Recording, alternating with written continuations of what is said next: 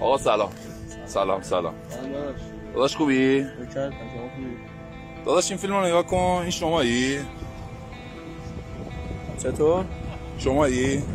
داداشم یه تشریف میاری داداش؟ یه حرفی باید داشتم. چیزی نیستش نه؟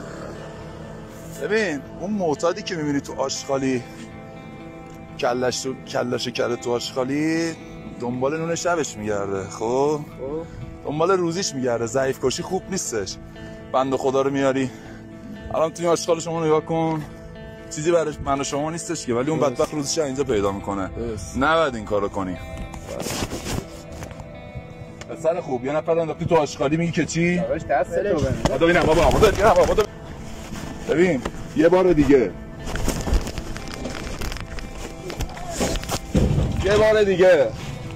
مردم آزاری کنی، یه بار دیگه آزارت به کسی برسه، به حضرت عباس استخوناتو نرم میکنم. الان انداختم تو آشغالی خب پسر جون، ولی دفعه دیگه استخوناتو نرم میکنم. باشه بیا بالا اسکل پلش. یه بار دیگه مردم آزاری کنی استخوناتو نرم میکنم. الانم خب قیافه انتو به دوربین نشون بده مردم ببینن چه لاشی هستی پلشت.